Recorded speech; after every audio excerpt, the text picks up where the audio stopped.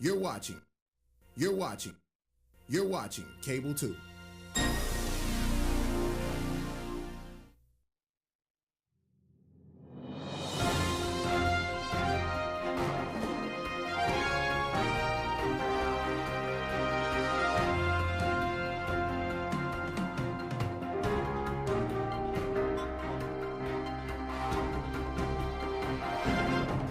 Good evening. I'm Leah Crowley. I'm the chair of the Buildings and Grounds Committee, and I'd like to call that meeting to order right now. And we have a quorum. We do have one member who's en route, or I guess maybe two members en route. All right, we're going to start with our first discussion item, the Mount Tabor High School PTA outdoor learning classrooms with Mr. Walker. Yeah, I'm going to introduce it. Mr. Weiss is just around the corner. He said he got caught up in a detour or something. So Yes. he said he was near the building. If you want to move to the next one and then come back when he walks in, we sure can do that. Sure. Like, yeah, let's do that. Let's go to the camera project with Brent Cook.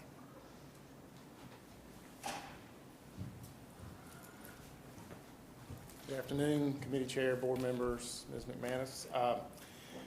So we're moving into the last portion of our security bond project, that part of the 2016 bond. So now we're moving into the middle school camera upgrades. So what we're going to present is what I'm going to call phase one. It's 3 of the middle schools. So we've done the bid process, we've done the design process. We're just going to ask for approval to move forward with this project. So you can go ahead, Kevin. Okay. So 3 middle schools, it's 112 cameras total. It's running off kind of the same model we've done in the high schools with the nice 4K cameras, integrating everything into Milestone, which is our video management system. We bid it out as being a turnkey project to be completed within 50 business days after the purchase order is issued. The schools are East Middle, Haynes Middle, and Mineral Springs Middle. And we also added some language in there to be able to continue to our remaining 4 middle schools using the same pricing model. We found historically it's easier to bid smaller numbers of schools rather than to bid 8 or 9 at one time. It's pretty daunting for us and for the vendors to come and walk 9 schools and get that. So we sent the bid package out on the 2nd. We had a bid meeting on the 7th. We opened the bids up on the 15th. Several of the vendors met at various schools. They walked to schools. We did everything that they wanted to come and bid on it. We sent it to 4 vendors: Brady, Call 24, Brooks Network Services, and K&C Technologies. So you see K&C Technologies was the low bid, and they met all of our certification requirements. We had a no bid from Call 24. They attended the pre-bid, but they never submitted a bid after that. Here's the projected schedule. We just kind of estimated starting on the 14th. So we project to be finished May the 6th with these 3 schools. That's weather permitting and testing schedules and obviously things like that. So that's it. So Okay. Any questions for Mr. Cook? Is K&C Technologies, they usually secure all of our camera work. they have so far, with Brady, between Brady and K&C, those are the 2, and mainly because we have a pretty stringent certification requirement for those guys to meet within Milestone. Obviously, getting in our systems is pretty critical, and we don't want any vendor to do that. So we vet them all through Milestone to see who's able to bid on that. And so, but you saw on that one, Brady was like, go back to that. Close. It was real close. I've got it right here. Yeah, like 223 and 219. Yeah, so it was close. I mean, we felt very good about those. Nobody was way out of line on it, so it was very good on that. And then after this, we'll move to Kernersville Middle, Metal Arc Middle, Jefferson Middle, and Clemens Middle. So, all right. Any other questions? Any else? Okay, great. Thank you. Thank you. All right, let's go on to Lauren Richards with the activity bus purchase for replacement. Good evening, board chair, or committee chair, excuse me, board members and Ms. McManus. I might buy Ed quite a bit of time because I think I'm up here for 4 items in a row. So the first item I have for you this evening is the activity bus purchase overview. So about 5 or 6 years ago, I get a little brain fog with COVID years, but we put in kind of a standard practice to have a replacement cycle for our blue and white or activity buses.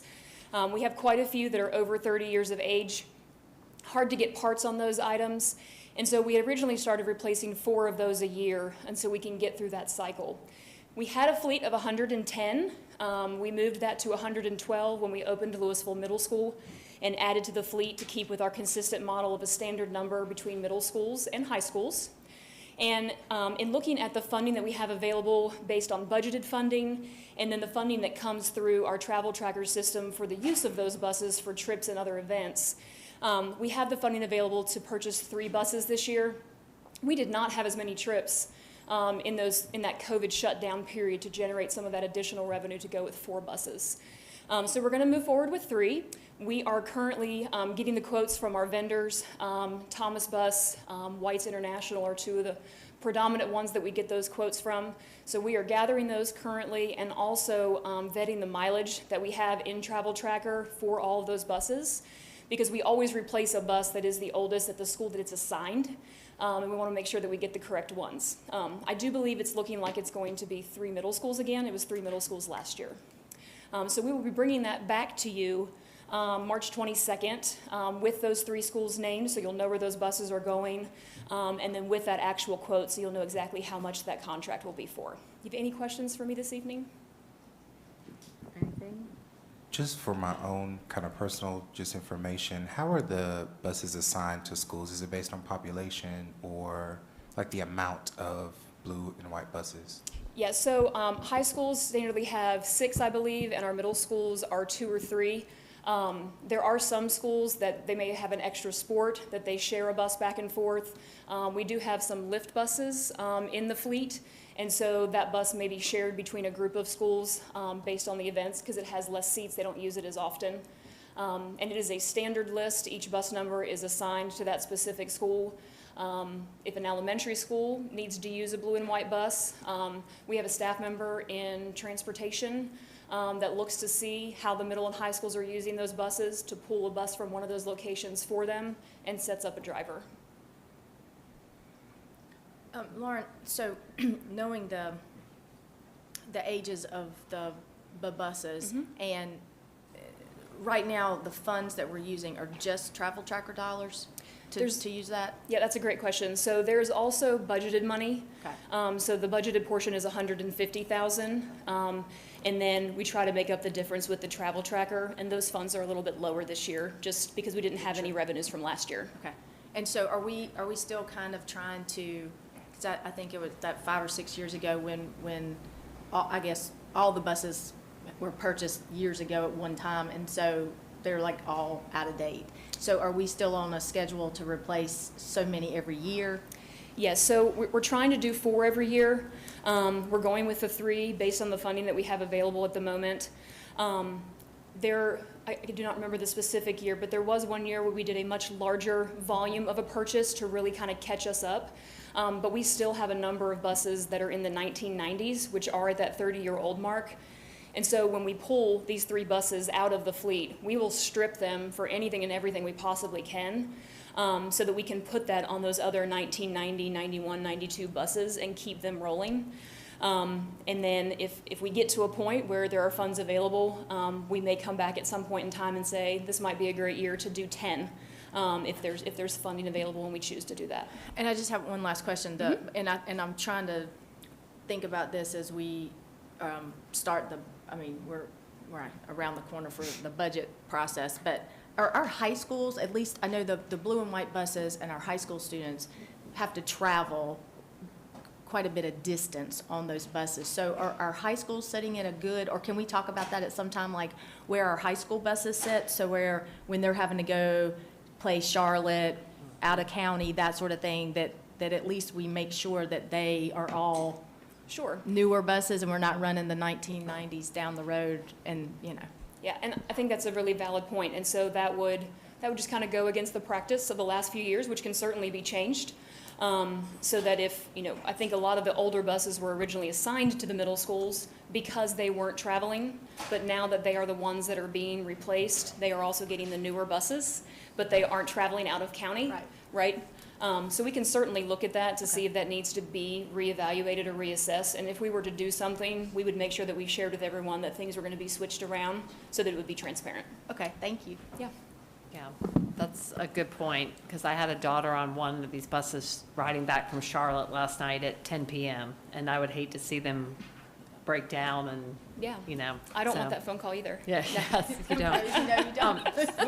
One other question for you. I've noticed the blue and white activity buses at CTE locations.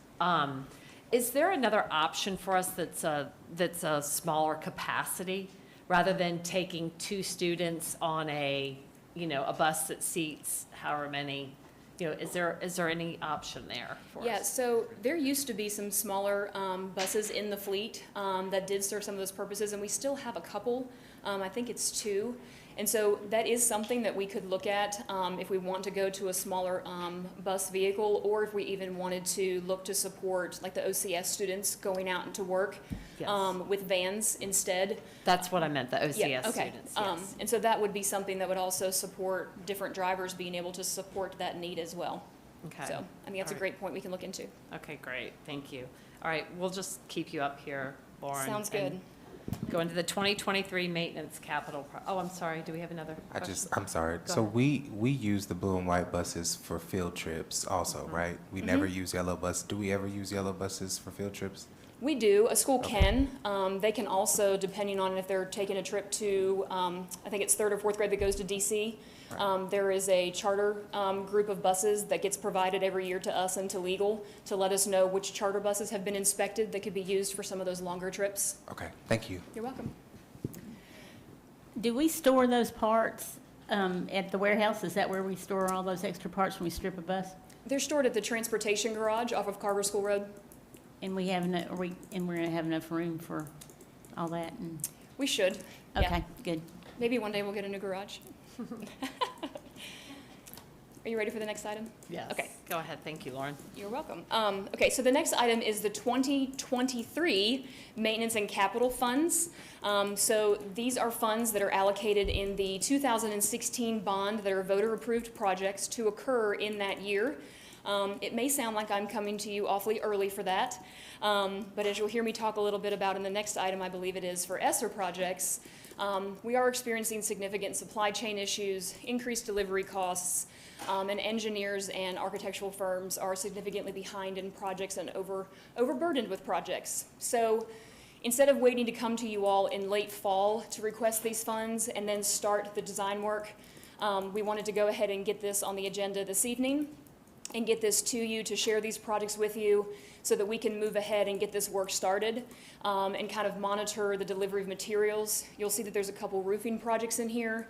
Roofing materials right now, the turnaround time, they're literally telling us a 10 to 12 month turnaround time. So if we can go ahead and get this design work done, also allows us to do some of that value engineering to make some adjustments and try to keep it within these budgets as well. We'll hopefully be able to then tackle these projects in the 2023 year as slated. And most of these projects will be ones that happen over the summer months while students are not there. Any questions around those schools that are listed? It's Griffith. Mount Tabor has the kitchen renovation. Griffith, and I need to slide this. Oh, there we go. Jefferson. And yep, Jefferson and Griffith. So these were determined back in, probably starting in 2015. Is there any, do you see any reason that it should be reevaluated, or would you still evaluate these as a top priority? Based on the years, so a lot of times the projects that are in the maintenance capital money are based off of year replacement cycles. And so they were placed at this timeline in that 2015 time period because we knew that the life cycle was going to be ending or was potentially already ended, and we knew we could stretch it out. And so I do believe that, we should stick with the voter-approved projects and move forward with this grouping. Okay, great. Any other? Marilyn? Is it one restroom or is it all restrooms at Hallwood? Or I'll be honest with you, I do not know specifically, but I can get that information to you and send it to you if you'd like. And I was wondering if it's ADA, I mean, if we have, you know, if it's something to do with that. And also, has the kitchen at Mount Tabor ever been renovated? No, it has not. So this is the first renovation for Tabor's Yes, it is. It is quite dated. I started to say. Yes. And any restrooms that we are doing, when we do a replacement, they are ADA replacements. Right, I was wondering whether we had to do, I mean, whether Hallwood were, you know, that was a necessity there for Yes. for ADA. Yes, but I can confirm for you if it's one or if it's all. Yes, the Hall Woodward, speaking of that school, the HVAC replacement, and I know that we had discussion about that with another school at some point, but is it something that can move over to the Esser funds for a savings for us? So it potentially could. We elected not to do that because it was already coming up in '23 as a voter-approved project. And so we felt like there were other schools that were not anywhere in the 2016 bond for those replacements that we would be able to address. And so that's why you see those ones in that first year of the Esser funding. Okay.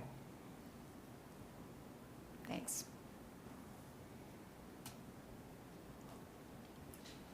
Any further questions on that item? Okay, let's go on to the contract with Waste Management for recycling. All right. So in years past, our waste management and recycling contract has been through the county. Last year, we were informed that they were going to be transitioning those funds for that contract over to us, and that contract would be running out at the end of March this year. We did go into a joint RFP process with the county to solicit vendors to provide recycling services. And so the only company that came back with a bid was Waste Management. The fees have gone up a little bit, but we did have a little bit of kind of cost savings or driving down of that cost by doing a joint bid with them for that. And so it is a 5-year contract. It would begin April 1st, and this is to support the recycling services and those recycling dumpsters that you see at all of our schools, so that they are able to participate in a recycling program. Any questions? So this is a budget item every year.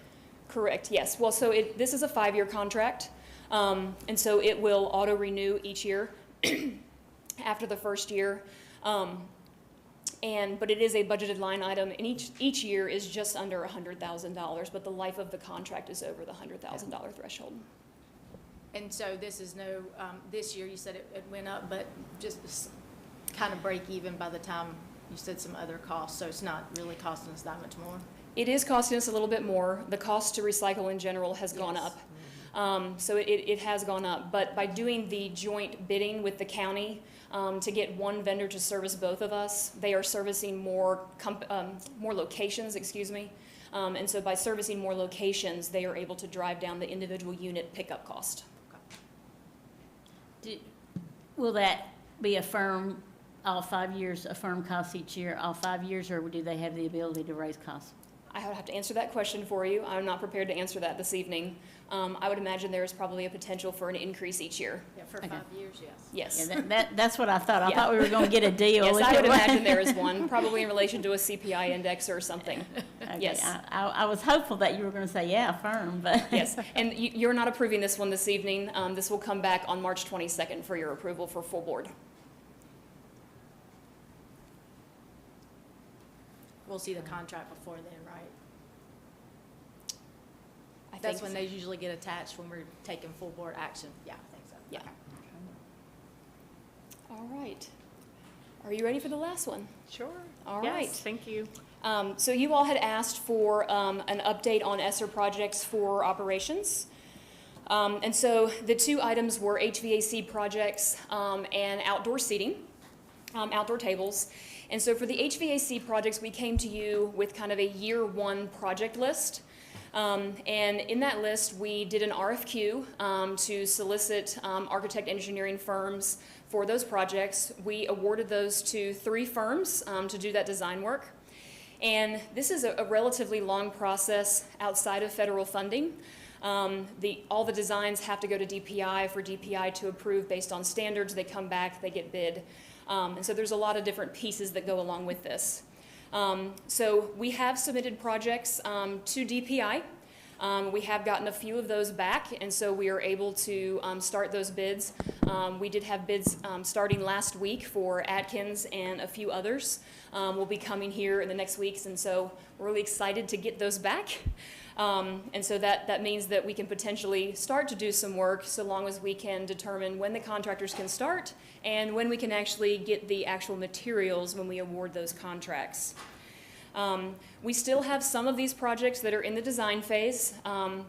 We elected to use some new firms that came forward in the bidding process and did an excellent job. And so they are not as familiar with our buildings. And so they have to spend a little bit more time doing that design work and making sure that they are vetting what we want and what we need. And so we are getting those to DPI as quickly as we possibly can to turn them around and get those bids to the street. And then the second item is outdoor tables. And so back in September, we did this a little bit in reverse. And so we came to you to be kind of timely, in the attempt to be timely anyway, and requested to purchase 200 tables to support outdoor classrooms. We did a survey to all of our schools to allow them to provide us with how many tables they have on campus and how many tables they would desire to have as well. And so in those results, we had 56 schools complete that survey. There were some schools of the 56 that completed the survey but said they did not want any tables. We did have some that already had tables that requested additional tables, and we had some schools that had absolutely no tables that requested tables.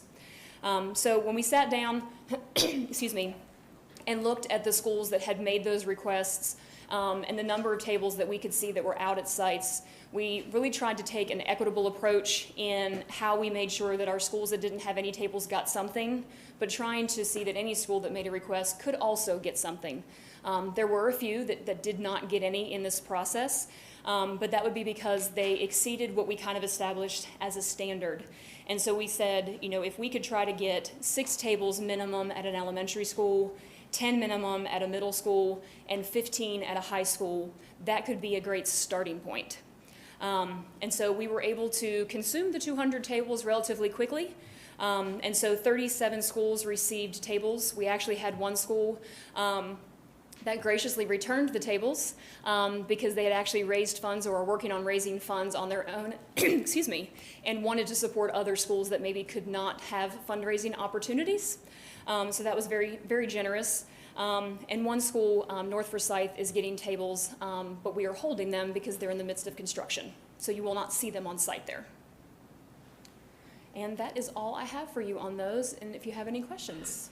Yeah, I have a question about the equitable Sure. distribution. So I see the minimum standards on campus, but none of these seem to be equitable as far as relating to the size of the schools. So if I'm at West Forsythe High School with over 2,000 students, I might need more than 15 picnic tables, whereas Winston-Salem Prep is also a high school and has a, 10% of that amount of students. So I'm trying to understand why these minimums were put on in this way. Absolutely, it's a great Okay. question.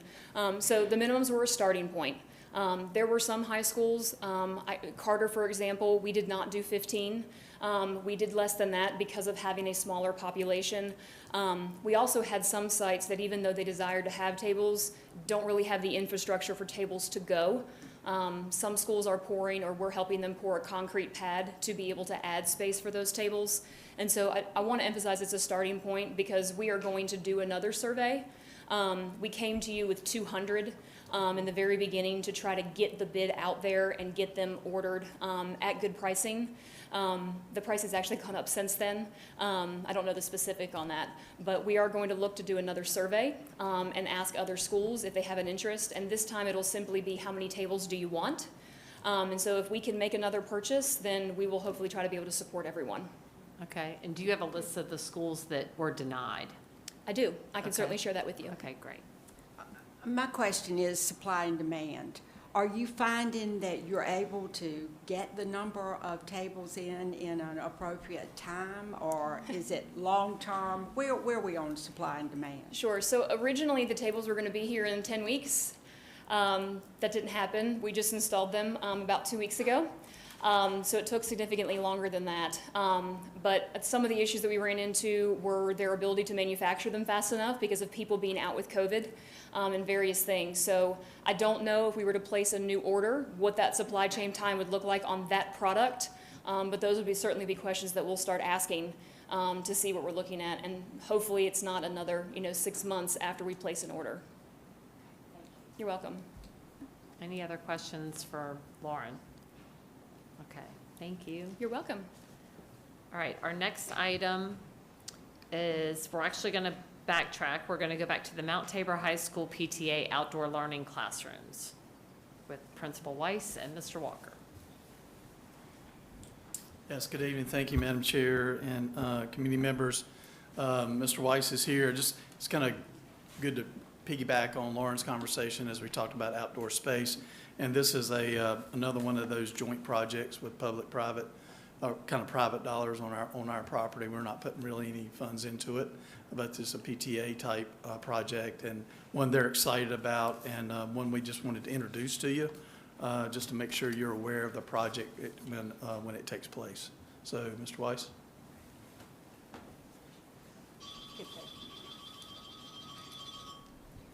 Good afternoon. Hope you all are doing well. Thank you for the opportunity to speak this evening.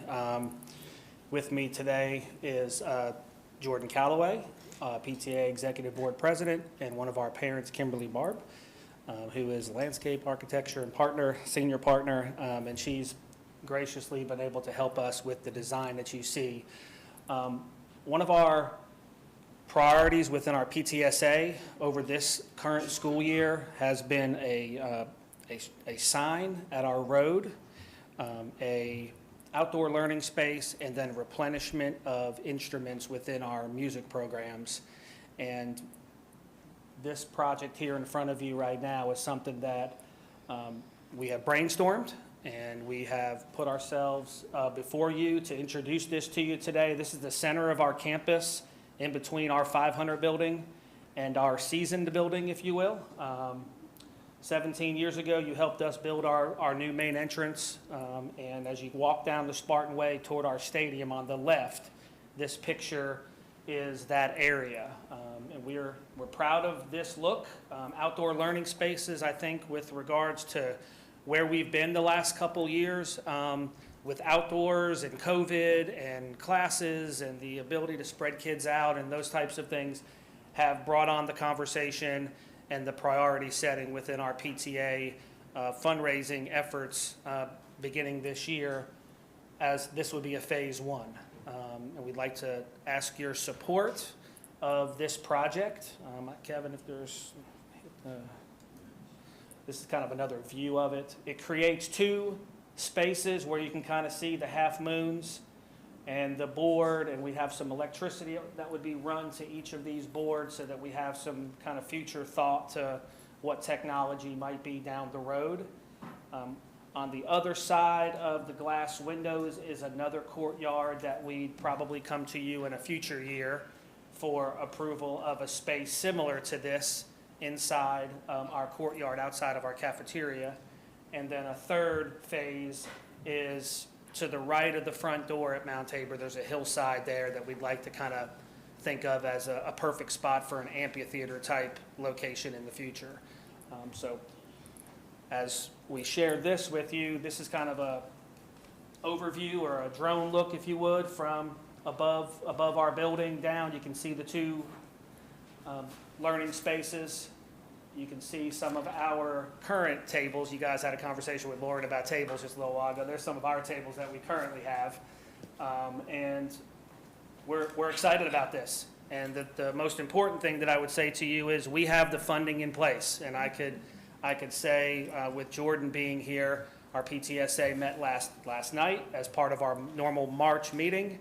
And our funding for this project is in place to be able to do this. So we want to make sure, is there anything I've missed on my end?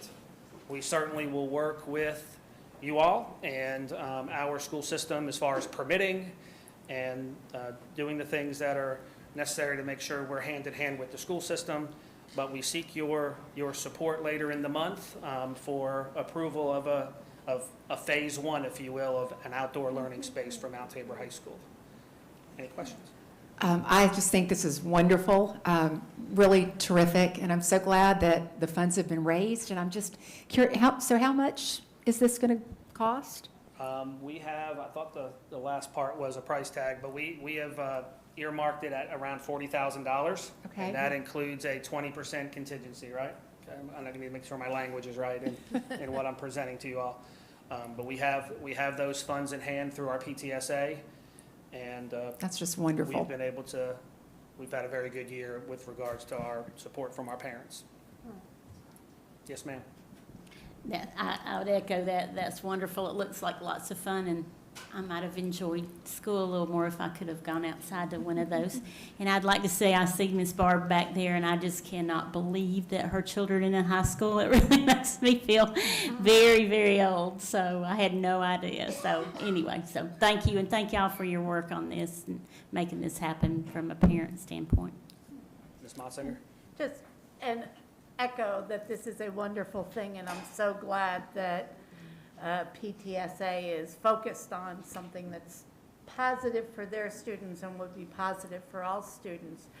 My only suggestion is more shade, because unfortunately anything over about 75, people start getting real hot.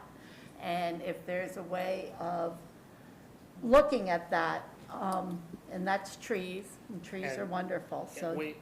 We have No, I saw. one version with the trees, and then there is another version that might have shade sails Uh-huh. that are part of. And again, I would go with trees, because we do want to indeed forest Forsythe, and our trees are a different kind of shade source than just sails. Trees are living, breathing things and help to the environment overall. So I would always encourage trees, and the fact that leaves fall is, well, that's a learning thing too. So that would just be my recommendation, but I'm excited to see that there. Rather than lawn, you might want to look at other kinds of things that grow there, because lawns need to be mowed, and there are lots of other ways of using flat green space with things that don't need mowing. So just a thought. And I bet you that there are children in your school who would be so excited to find the greenest options for those kinds of spaces. So if you have a ecology club or another kind of club that's involved, I bet you they could, I would hope that they'd get to have an opportunity to weigh in on what to do with those spaces. A number of years ago, I thought of that as my putting green, but it didn't work out. Well, I mean, now that you're abandoning ship, I guess it could be chamomile instead. Touche. Did you have a question? So I guess this is more of, something to possibly consider around the electrical, access. So do you have the ability to plug things up outside if kids would need to charge something, or God forbid a teacher brought something out there and needed to plug it up? I want to say yes, because we want to be, she's we want to saying be yeah. forward-thinking so that I think of our Promethean boards right now. Exactly. That are on wheels, that could be Yeah. rolled safely and plugged in and operated that way. And Okay. then whatever might be the next wave 20 years from now, I look for that space It'd to probably be solar, like the solar would power it. I don't Those know. could be on the roof, just above those windows. Yeah, thank you for sharing. Lida? As a board member, I really want to thank the ladies that put this together and did this, because it's extremely hard now to get people wanting to contribute to a lot of different things, and just kudos to y'all. Thank you. Thank you. I just want, great plan. Thanks so much. Thanks for, parents and community helping the schools. Daryl, a little bit of a question. If I know that we have other PTAs that are looking to do some spaces like this, when they reach out to us, is this like a process that they need to do to get those things moving? I know I know there's one middle school that's got about $40,000 they're sitting on there wanting to do something with it. So should we direct people to you to kind of look at the plan, or? Yeah, I've been meeting with some of those. Kernersville Middle's got one that's coming to us next, and Nicolette and I have had a little conversation around Carver is getting ready to look at an outdoor space that we're working on there. And so you'll see more of these starting to come through Great. over the next couple months. Thank you. All right, we're going to move on to the proposed Ncdot Forsythe BOE acquisition on Sedge Garden. Okay. This one's kind of been of a long time coming. This is related to the new highway bypass interstate that's coming through, right through Sedge Garden Elementary, if you can see. And by the way, Principal Reeves is here this afternoon. I appreciate her taking time to come over and be a part of this as well. And so you can see that the highway is basically this area to the left right here, or these multiple lanes are, this white section right here, will be the new bypass that comes through very close to the elementary school. And so we've kind of shared these plans with Ms. Reeves, and she's had some conversation with her staff. The next item is really around purchase of right-of-way that they need for easements and utilities. And in exchange for that, instead of us taking funds for that, Kevin, can you scroll up? Say maybe down, the other way, I'm sorry. This area right here where you see the track, so this is the property line that's currently our property, this red line.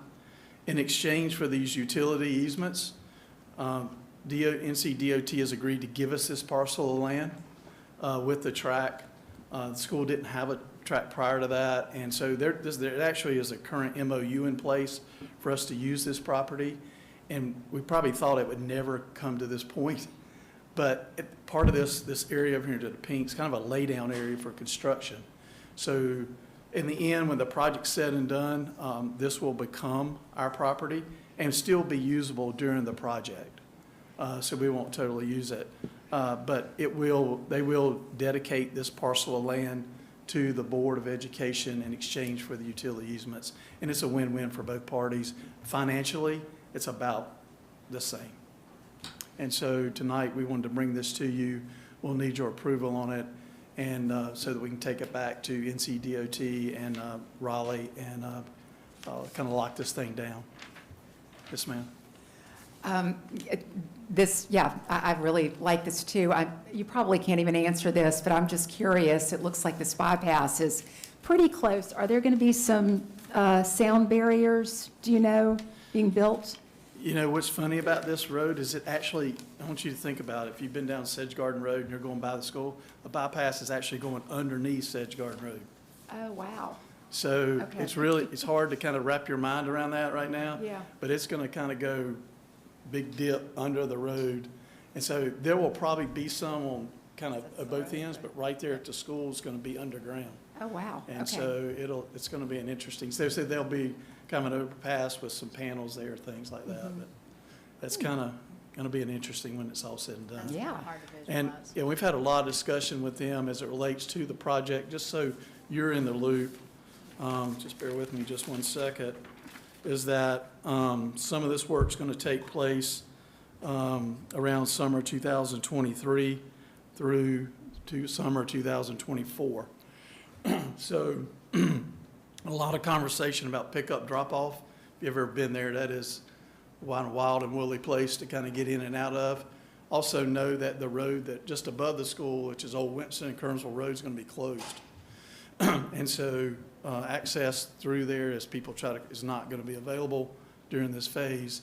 So pick up and drop off. The school's already working on a new plan for that, and God bless them for figuring that logistics out. But it will be trying at times, I'm sure, during this project. I'm sure. Any other questions on the Sedge Garden School? Okay, we're going to move on to the East On Mobile to City of Winston-Salem. So this kind of comes back to the surplus of the last time around, a couple of mobiles there, and looking to to have a conversation with you tonight about a potential opportunity to work with the city of Winston-Salem on the Easton property. So in the agreement that will come to you, the final agreement, the city of Winston-Salem will actually move the mobile unit that's actually on our site and stay on our property, just move to a different location where it is now. And then it would become part of the community for their some development and some meeting space opportunities for that particular community around Easton, supported by the city. We would still own the unit, even though we've surplus it. We'll still own it.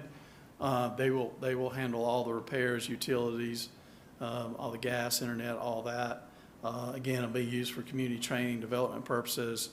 And so kind of the plan is for them, if to use it after hours or during the week or weekends, to schedule it with the school to make sure there's no PTA function, anything else going on. So we have first right of refusal on make sure we've got enough parking for our event versus the city event, if there was to be one, to be there. So that's kind of the big picture of details around that, and I can entertain any questions. There will be an agreement coming to you. Talked with Dion a little bit this morning about that. So that'll be coming to you at the next meeting.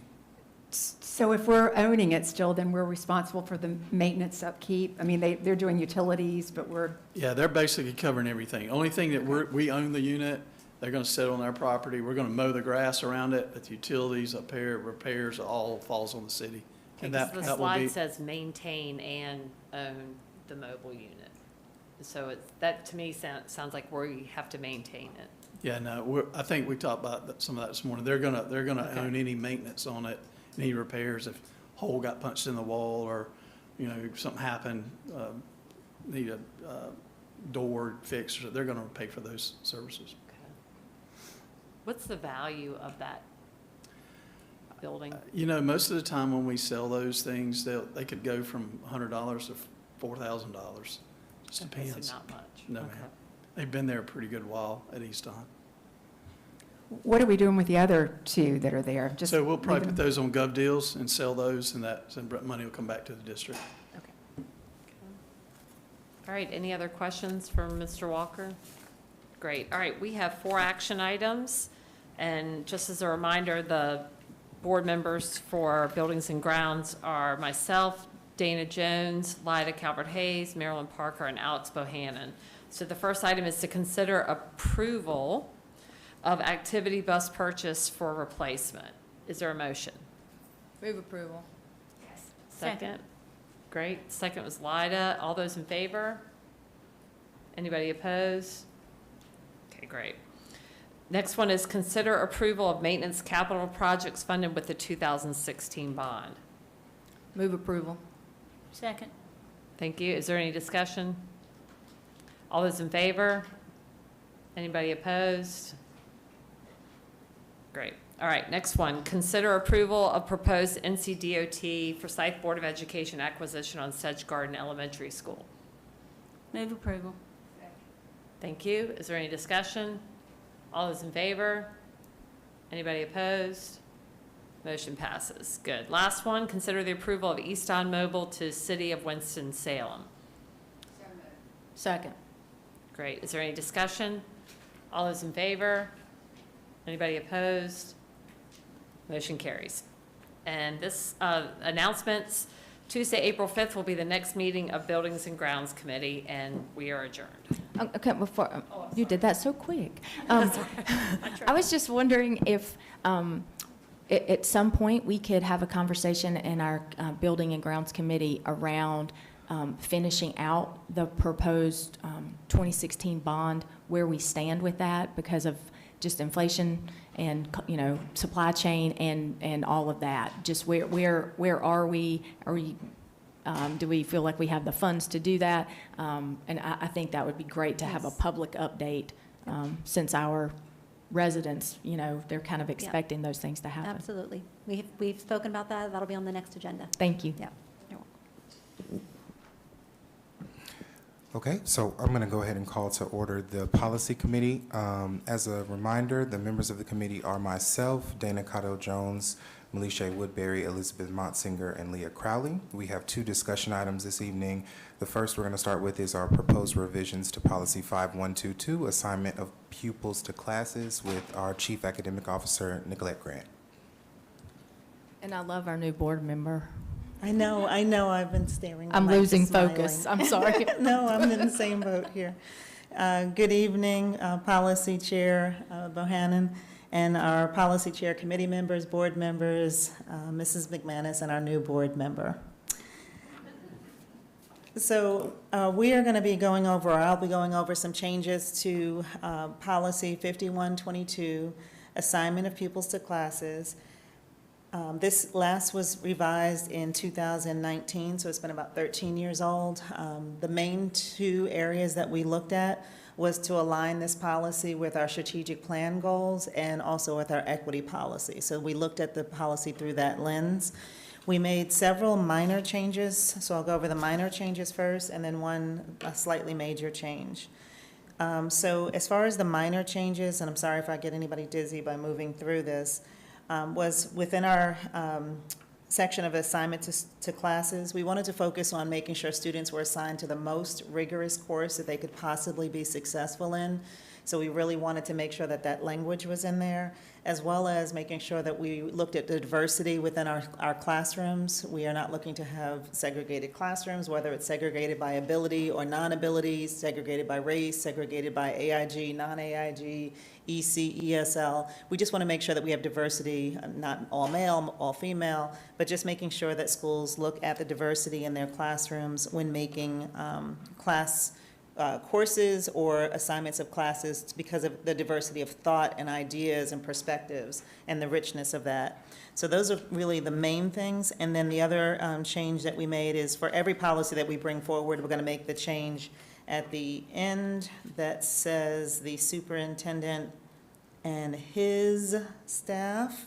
So every chance that we get, we are updating the superintendent to his or her so that we can be mindful of that. And so those are the minor changes. And then we changed every reference to pupils to students. So we use that as a disclaimer or a change. So the only major change in this policy actually falls under Section B. What we've had as a district over the years has been, as 6th graders move into middle school, they have been required to take 1 art, 1 CTE, and 1 world language class. And I know that previously there's been a lot of discussion around that. There were a lot of community meetings around that when that decision was made. And there's been one practice that we've been doing, but it hasn't been related to the policy. And so we want to make sure we clean this up. And so within our policy for the way that students take classes, they're allowed to have choice when they're in secondary to choose what classes they have. 6th grade was kind of a guided choice between the CTE, arts, and world language. So we do recognize that if a child is ever going to learn a language, the best time to do that is as soon as possible. And for our middle schoolers, taking that in 6th grade is important, that they have exposure to a language so that they have the opportunity through the rest of secondary to take that language. With the arts, the state has passed a new session law requiring that all students in grades 6 through 12 have at least 1 art class required for graduation. That will start with next year's 6th grade students. So our current practices of having 6th graders take an art class is perfect. That means they're going to meet that requirement in 6th grade. But we do know that there are some students that want to take more than 1 art, whether they want to take a visual art, a musical art, and we want to make sure that they have that opportunity. And the way that we had it set up, they didn't have that opportunity. We also still want to promote CTE, but we know that CTE, they can still have opportunities in 7th grade and so forth to still be a completer and to take those classes. So the only major change that we've made is that while we recommend that students still have an art, a CTE, and a world language in 6th grade, if a student wants to take 2 arts, that we give them that flexibility to do that, since they still will have the opportunity to take CTE later. So that's the only major change that we had. Okay. Any questions for policy 5122 revisions? Can they take 2 CTE classes? They could, but they wouldn't have the world language. And I guess technically if they did, they wouldn't necessarily meet that art. And when we went back and forth, we met, as we went through the review, we were meeting with student services, we met with the arts department, CTE department, world language department. With the band and orchestra, if they don't take it in sixth grade, they can't take it later. And so that is the entry point if students want to take band and orchestra. So we want them to take that. We prefer them to take the arts in the sixth grade since they won't have that chance to change their mind later on. And if this policy goes forward, we want to make sure our counselors are well-versed in this so they can guide students into what they should take, and if you choose not to take this, what happens. But we did have that conversation, and we felt like we wanted to make sure the arts aligned with the state law, that they have to take it, but also that's the best entry point if you're going to learn an instrument with sixth grade.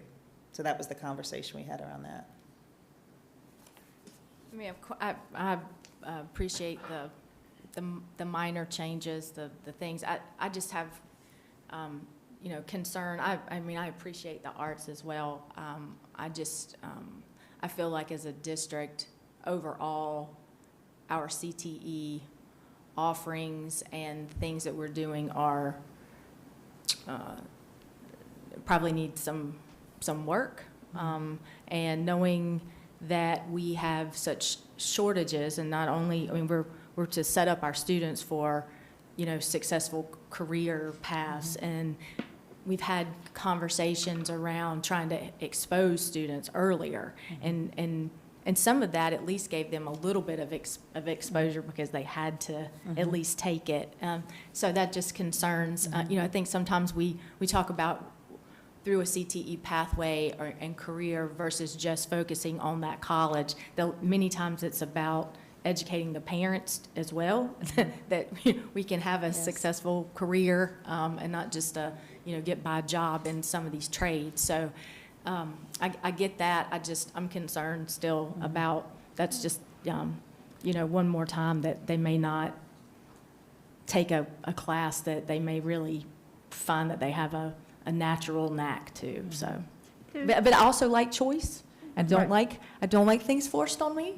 So I guess I'm just saying it concerns me a little bit, and I just hope that somehow in the next year or so we can, and I think maybe some of that's having conversations with the state, because I know a lot of that CTE curriculum and some of their guidelines comes down from the state, but a way that we can kind of infuse a little bit more interest in middle and high school. Actually, so this summer, Bruce Sherman and the team are developing a summer accelerator. There's a career exploration camp and a career accelerator camp, which is going to be exposing students to careers. They're week-long camps. They'll have internships. So he's working on that for the summer. And the students can still choose, even in this policy, to take the one CTE, one world language, and one arts. We just wanted to give that flexibility if there was a student who really knew that their passion was the arts and they wanted that double option. But I definitely understand it. And Bruce we fought back and forth a little bit on it because he also knows that, you know, this is highly important. It's just that they can still enter in 7th grade without having, so they didn't have the same holdup, right? So they can still do it in 7th grade, whereas the world language and band and orchestra, they really couldn't. So that was kind of our sticking point that we battled with Bruce. Yes. I do understand that. And I do like options. I don't like mandates, so that's good. What are the CTE options in middle school? I think they're like, don't quote me on it because I don't have my book in front of me. I wanted to say that there was something around like computer science or like drone or something, but let me find that out. Michelle? Oh, perfect, thank you. I'm a 5th grade teacher, so it's a keyboarding class, but it's a computer science, and it's basically like a home. Right, and So- that's part of the problem. We have such limited. So what I'm wondering, What I hear most of the time from my kids is that they're very upset that they can't take band and art, or something, you know, so like, that's always the hardest choice for them, because some of them really want to do art, and then their parents are saying, no, you're going to take band. Because that's the only time. You can do it. So, just so you know, that's what we struggle with as 5th grade teachers a lot. And that's what we heard from the arts teachers as well. Now I knew. and what I'm hearing, I just wanted to add to Dana's concerns, because I do hear them, is that the trades that we are offering later in high school, they're not necessarily really being exposed to those in middle school CTE classes. Correct, and that's one of the things I was hoping is, that's a different conversation, but I know I've had conversations with Bruce about that, and I've said it many times when we've done workshops, is that, some of that limitation is from the CTE state offerings to us as what we can Right. do.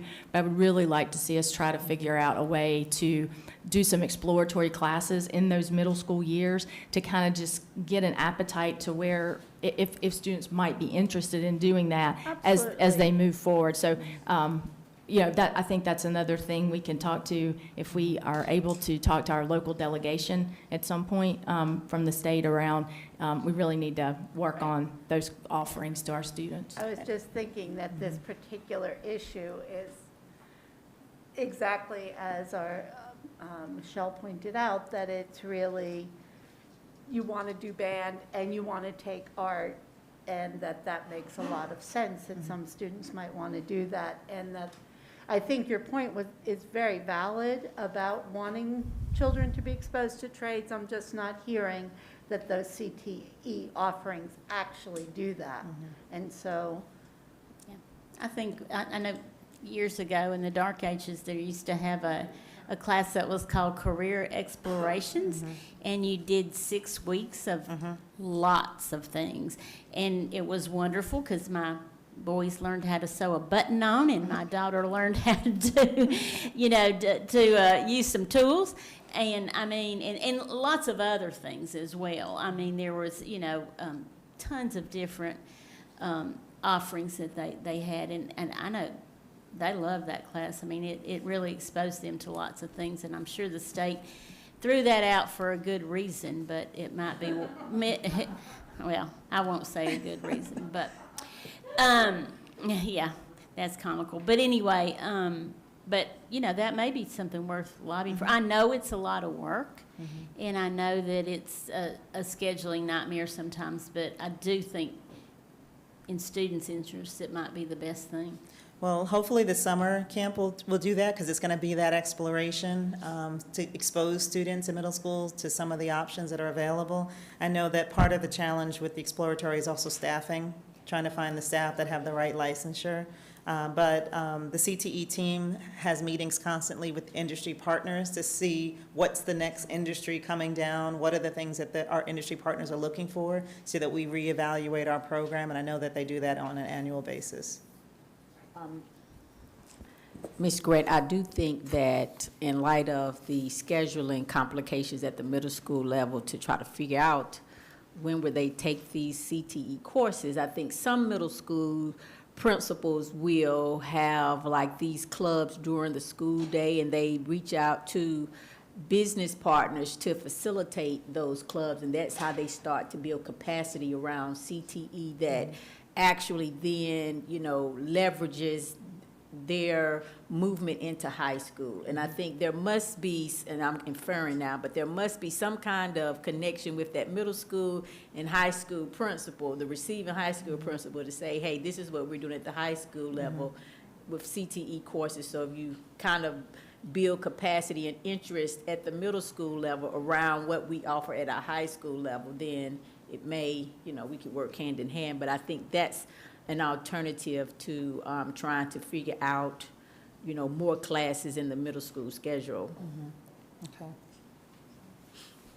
Where does dance fit in this? Was that considered an art, or could that be considered a PE? So we included it last year in with PE as we combined the life skills, but there's a dance 2 or something so they can look at that as another option. But I think we built that into our local credit that we were counting for PE. The dance, I think it was dance 1, life skills, we combined. Are you referring to middle school? Did they dance in middle school? 'Cause high school, we can't. Oh, count I'm it. sorry, I'm at the high school last year when we made the changes Yeah, to the life skills, PE, when we did the credit, are you talking about middle school? Yeah. I was talking about both, really. Okay. I couldn't remember what we had done with the high school one. I thought we had talked about that, but wasn't sure if that had gone through, because I knew there was all that a half a credit. Yeah, we and did the that third- last all year with the that. high school level, but we Okay. didn't look at that Where dance specifically could- at Okay, so then middle. at middle school, I guess what I'm wondering is, would dance be considered, because there's some middle schools that have dance, and would they be, is that considered Part of an the art? arts. Or could they use that as their PE, so they could then have room for another? We didn't look at that at the middle school level as far as replacement of PE, but I could take that back to the team to consider. Yeah, I think that should be Because considered. last year, we only looked at the high school Especially if component. we're talking about treeing it up to high school, it would make sense if we're allowing those two to be, a unit in high school, then we would do that for middle schoolers. Yeah, and we too. were only able to do that because it was satisfying our local PE requirement that the state doesn't require us to do, but I'll take that back and Okay. I'll find out. So if we're going to put this out, obviously, if the board approves it tonight for a public comment, and then we would also be revising AR 5122, which is our EL student. How classes are assigned for our EL students, and the main focus there was a lot of rewrites on that, would be to make sure that students are not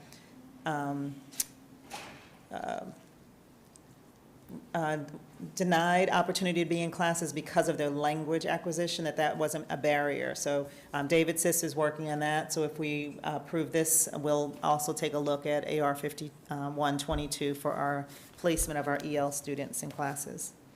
All right, so the next one is, you can do the final, thank you. Or not the AR, the policy. So for 6176, oops, that's that one. This one was last updated in 2003, so about 20 years old. We've made several minor changes to this one, and then one major change. So for the most part, one of the changes that we made was just making sure that we specifically outlined the North Carolina Community College System and Career and College Promise Program, and inserted the link there to be more specific about what that program is. We also had in some of our discussions that many of our students take advantage of dual enrollment here locally, but then some students go on their own, take classes in other colleges, and they pay their own fee for those programs, but we wanted to recognize that students can take courses here locally, or they can do something outside of the district. So in several places, we just outlined the Career and College Promise specifically. We outlined also that for the enrollment of those colleges, that our district is paying for, or our state is paying for portions of the college and career, but students who want to take a course outside of that in another college, they're responsible for the fees for that particular course. And then the other thing that we did here, there was a large section, it's out of this one. If you can go to the markup, Kevin, or can I do that on my own? There was a large section in the original policy that outlined Forsythe Tech, our special provisions with Forsythe Tech. We removed this entire section. We recently went through a MOA that was approved last April with Forsythe Tech. We felt like this belonged more in an AR than in the policy. So we made some edits to it, but we took this entire section out and we moved it to the AR, where we outlined specifically what was in the MOA that was approved by the board last April. And then other than that, that was really the only changes that we made. So outlining clearly the Career and College Promise, giving opportunity for students who take credits outside. We also had conversations about what college courses count for credit, and making sure that students know to notify their counselors at the beginning of the semester if they're going to take a class, so that it's on their transcript at the beginning of the semester. There were some of our students that would take a class, wait to see if they passed or failed before they let us know about it, and then we were cleaning up and adding it at the tail end. If they're going to take a class, they do need to make sure that they notify their counselor, and they have that on their schedule at the beginning of the semester. So any changes, any questions about the changes that were made?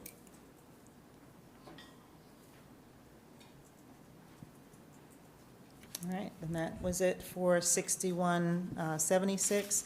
We will also update the AR pending any changes that come through the policy committee or the public comment. We'll update the AR at a later time. All right, thank you. Thank you, Ms. Grant. We will now move into our action items. The first one is to consider approval of the proposed revisions to 5122, assignment of pupils to classes. Is there a motion? Move to approve. It has been motioned and properly seconded. Any further discussion? All those in favor? All those opposed? That passes. Our last action item is to consider approval of proposed revisions to policy 6167, dual enrollment. All those in favor? I'm sorry, is there a motion? So moved. Second. Okay, all those in favor? All those opposed? That passes. Our next meeting is April 5th. And with that, this committee is adjourned. Thank you, Board Member Bohannon. I'd like to call the meeting to order. May I have a motion to go into closed session So to moved. discuss a personnel matter? So moved. Second? Second. All in favor? Okay, thank you. We will be in closed session.